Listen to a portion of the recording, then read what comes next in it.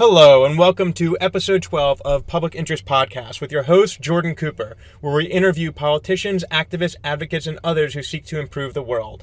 We're here today with Northern Virginia State Senator Adam Ebbin. Adam, how you doing today? I'm good. Thanks for having me on the podcast. Yeah, great to have you. So let's start out. I want to ask you, what are you currently doing, or what have you ever done to advance the public interest, and why? Well, there's a lot of issues that I care about, and I'd say if there's a theme to the things I work on, it would be trying to be a voice for less those who don't have as loud a voice as they should. Mm-hmm. And to me, one of the things that I enjoy most about public service and really in politics before I got elected to office mm-hmm. is empowering people. Mm-hmm. Empowering people to make change, positive change, to see representation that reflects all of Virginia. That's important to me.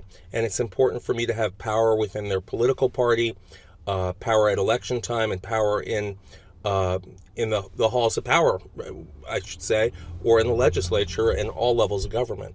Now, talk to me a little bit about your path leading into elected office and kind of how did you get the idea that you wanted to empower people, and I presume, and what kind of people were you seeking to empower? Well, I had followed politics a lot as a kid and got involved in campaigns and all that. But in terms of empowering people, when I moved to Virginia, not that long after, I co-founded a group called the Virginia Partisans Gay and Lesbian Democratic Club. Mm-hmm. And at first it was just something I thought was a good idea. Mm-hmm. But after I saw how few gays there were, or no gays in elected office in Virginia, mm-hmm. and how we were not necessarily welcomed with open arms, mm-hmm. It made me want to work harder.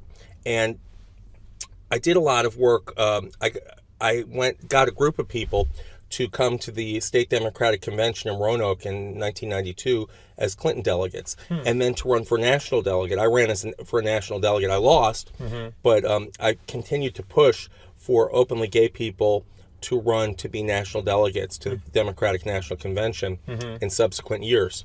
And on the way back from Roanoke, mm-hmm. a friend sat in the back seat with me. His name's Jay Fassett. He's now a member of the Arlington County Board. And I asked him, because he had come in 7th in the entire caucus in Arlington, right. of the 120 or so that were elected, I asked him if he'd ever thought about seeking elective office.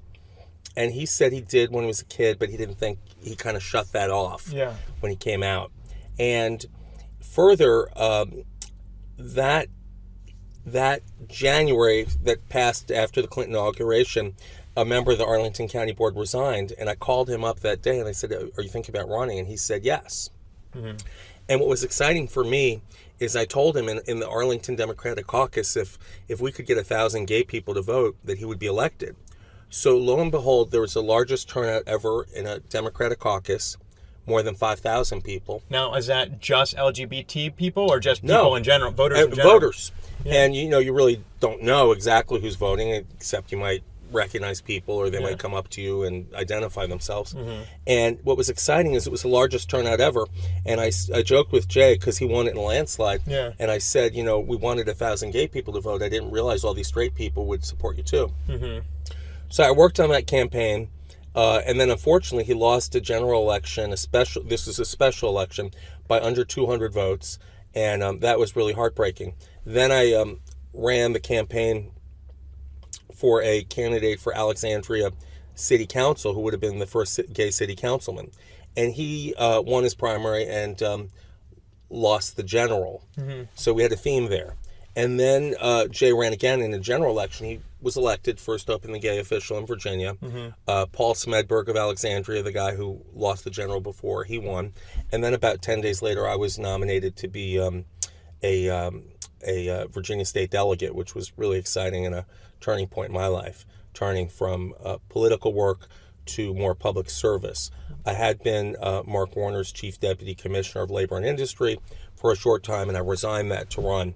And I won in a 5-way Democratic primary by 43 votes. Mm-hmm. So every vote really counts. Wow. And I found that really empowering, not just for myself, but for the community. And I've really gotten excited when we've elected Latinos in Virginia. We've elected more women. There's still a long way to go in a lot of areas. But it's exciting that we've elected African Americans from non-majority minority districts. Yeah. So there's a way to go. And our population Some of the population that are immigrants are not yet registered to vote because they're not all citizens yet. But we really need better diversity regardless, and because of the population that are citizens, it's the legislators are not reflective. So talk to me, you mentioned a little bit about your unique identity as an individual who self-identifies as part of the LGBT community. And you've mentioned the benefits of having demographic diversity in elected bodies. Can you talk to me a little bit about how having demographic diversity has had a positive impact on the legislative process? Sure. There was a state delegate named, well, I'm not going to say his name because he's a judge now, and you're supposed to be non-political as a judge, and this is before he was a judge. He left after 30-something years, an African-American gentleman who'd done a great work in the General Assembly. And I congratulated him, and I said, I've been here for, at that point, it was 4, 5, 6 years. I said, I don't really feel like I've moved the needle. I don't think like I've gotten anything done for my community. And he said, most of these people never even knew a gay person, or many of them had never met an openly gay person before in their lives. You're doing a lot. And since then, we were able to get some smaller things like insurance coverage, to allow insurance coverage for people who are not married, legally married at that time. The same thing, I had a bill that I did that for life insurance. I'm sorry, that was for insurance. Also for housing loans from the state, that was done. And then I've passed some bills that have passed the state Senate, non-discrimination state hiring.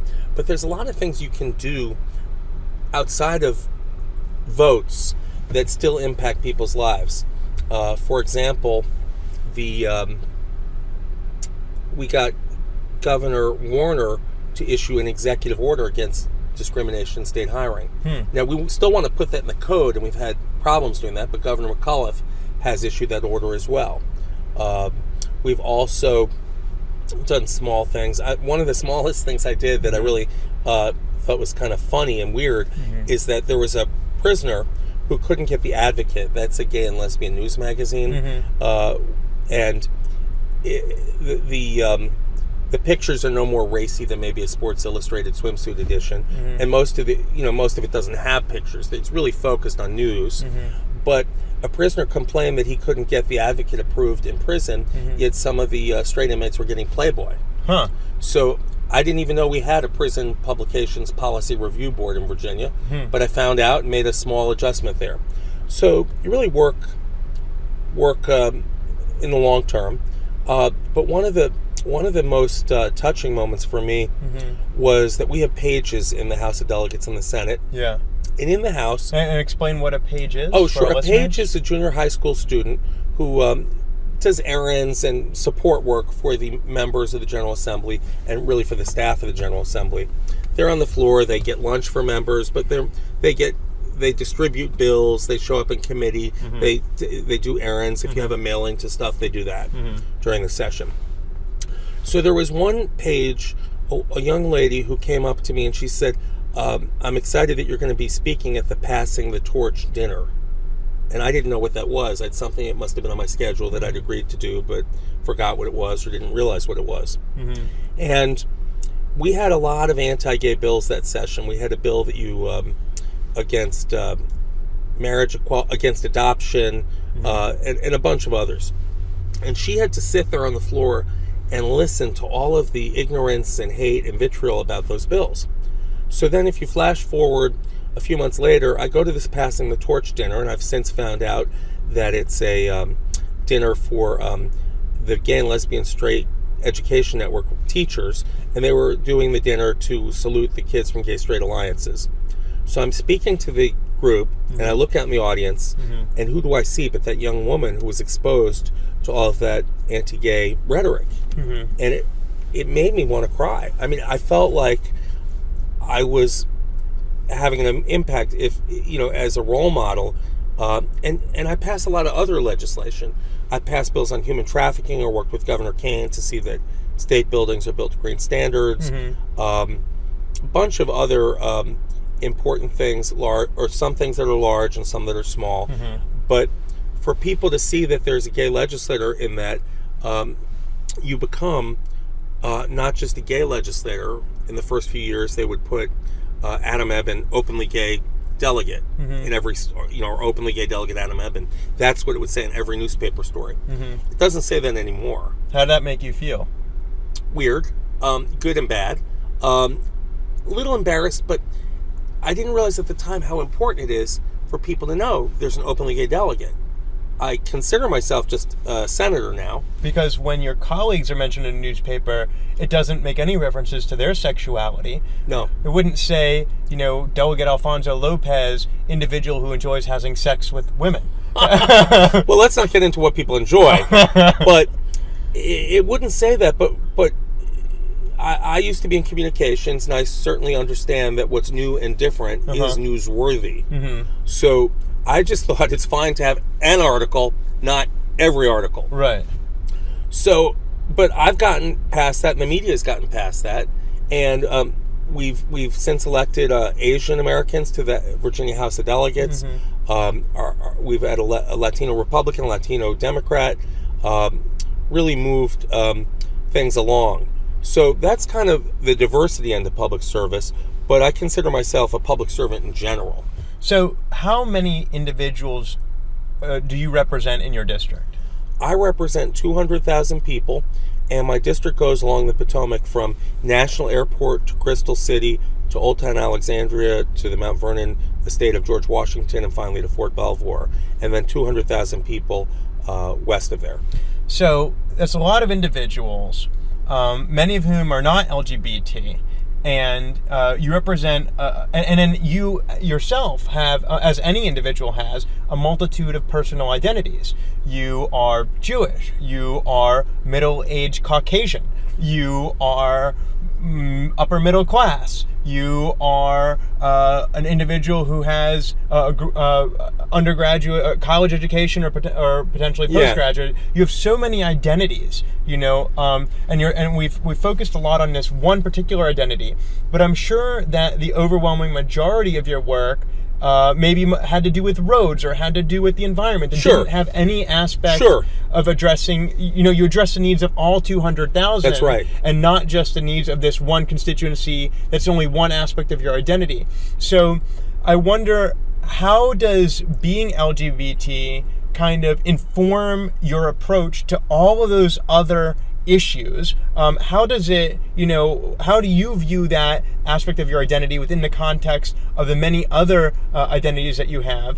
And then segueing from there, how can we keep mentioning diversity? It's a very positive thing. We want an Asian American. We want a Hispanic American. Why do we want it? What does it really bring that we otherwise wouldn't have? We have those things, and we want more. But to me, the most important and most exciting way to have diversity is organically. Yeah. It's not just that we elect someone because they're gay or because they're Latino or because they're Asian American or because they're a woman. What we want is we want to build a farm team where we give people of all backgrounds opportunity and train them or get them ready, whether it's getting them on a state board or commission just as any other citizen could get on that commission, or getting them on a county commission. Could we just define what a farm team is first for our listeners who don't know? Farm team is people who are ready for the next level. So, for example, if you wanted to run for office in some other place, you would perhaps join your local Republican or Democratic committee.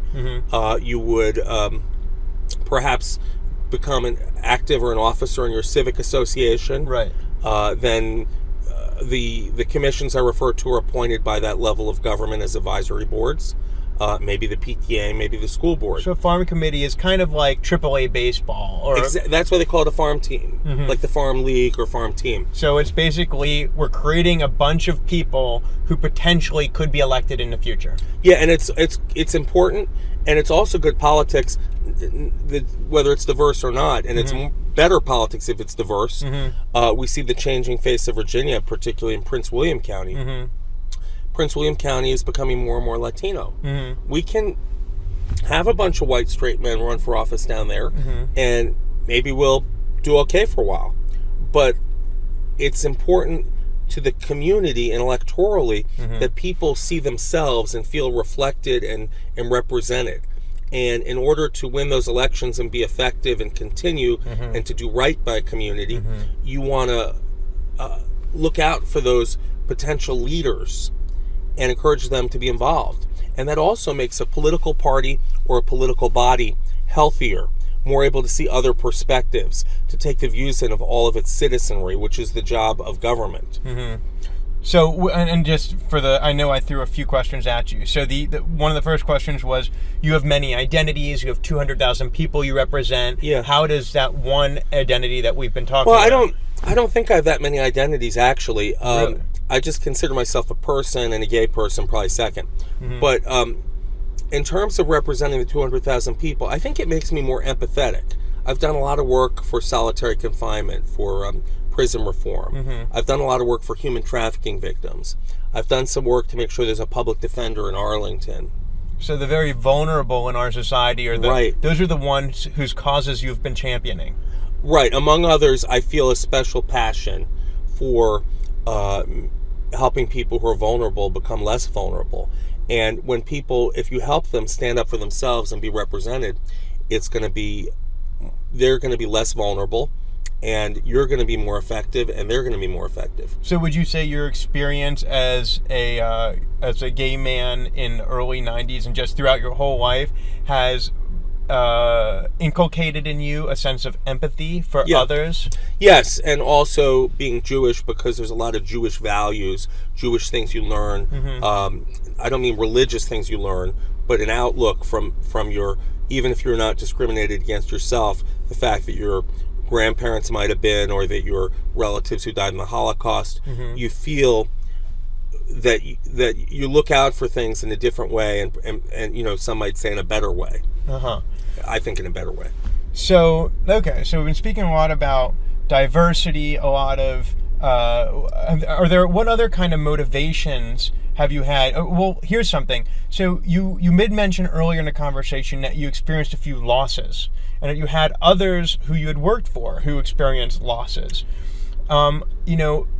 Searching to advocate for those in need is admirable. How do you prevent yourself from getting discouraged? How did you not change course and say, you know what, I'm gonna work for a nonprofit that advocates for this group. I'm gonna work for, why did you stick with the elected office, electoral politics track? And how did you have the heart to continue down that path after experiencing a loss? Well, I've never lost an election myself until a congressional primary a few years ago. Did you mention a delegate race? I won by 43 votes. Oh, you're right. You're right. National Come delegation. to think of it. Well, I get more determined. I have a thick skin, and I knew that I thought that we deserved, or that I'd earned the right to be a national delegate. So I thought I would just come back. And in fact, the year that happened, that I lost the national delegate race in '92. There was a gentleman who was the chair of the resolutions committee at the district level. Resolutions, that's like the platform, what we stand for. And I'd introduced a resolution commending... And this is for the Virginia Democratic Party. Right, our congressional district within Virginia. Okay. And I'd introduced a resolution commending the candidate Bill Clinton, governor of Arkansas, and all the other candidates but one, for supporting the idea of allowing gays to serve openly in the military. So the chairman of this committee on resolutions and policy positions was the only person to vote no in committee. And it made me angry. So the next year we elected our state central and congressional district Democratic committees, a leadership committee in the party. And he'd been on there for about 40 years. And I decided to run. There are 2 positions for men in the area I was running in. And I ran against him and the chairman of the Democratic Party. And it was, the highest 2 win. So I came in first. I beat the chairman of the party. Wow. And I beat someone who'd displaced him and beat him. Someone who'd been in there for like 40 years. And what would you attribute your victory to? Working harder and smarter. So, interesting. So instead of getting discouraged by experiencing a loss, you dug your heels in even more, became even more committed to the cause. And by that strength and that persistence and that audacity, you were able to persevere over the most entrenched incumbents in a political elite that there were. Yeah, it's persistence certainly pays off. And I made, if there were 100 delegates who were voting on this or something, then I made 100 phone calls. If there were 100 people voting, I sent out a mailer to 100 people. And I asked them for the vote once, and then I probably called back a second time. And people didn't do that because they felt, I don't know if they felt entitled, but they were used to it. They were used to being elected and used to being reelected and used to knowing people who would support them. Right. Okay, well, we're coming to the end of our podcast here. So I'd just like to wrap up with a final question. So we've been talking about diversity. We've been talking about standing up for the underdog. I guess, really, you've been advancing the public interest in so many different ways. Is there any final thought you'd like to provide to our listeners about kind of what you should do when things get tough? And is public interest, I want to advance the public interest, but gosh, it's so frustrating. What do I do? Well, be consistent, work hard, don't give up, but also ask questions. Don't assume that you have the winning formula, and don't expect to start at the top. Be willing to do the campaign work, to be on commissions or boards, and the main thing is getting yourself ready. Be ready for the opportunity. Don't just run because, hey, there's an opening and now I want to run. But be ready. Like, you ran and you were active in your civic association. You've done work in the legislature. We need people to do that kind of thing and become qualified.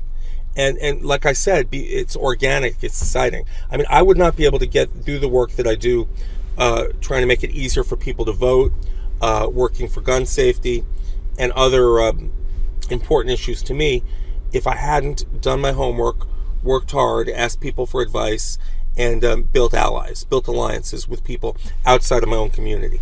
Well, thank you. So, straight from the mouth of Senator Adam Ebbin from Northern Virginia, if you're interested in public service, dig your heels in, get prepared. Luck favors the prepared, and when opportunity knocks, you got to make sure that you've done your homework, work hard, and that your heart is in the right place. And if you persevere, even if you lose, eventually in the long run, a victory, at least even a victory in spirit, is going to be awaiting you. So thank you so much again for joining us of episode 12 of Public Interest Podcast with your host, Jordan Cooper, where we interview politicians, activists, and advocates, and others who seek to improve the world. Thanks so much for joining us. Talk to you next time.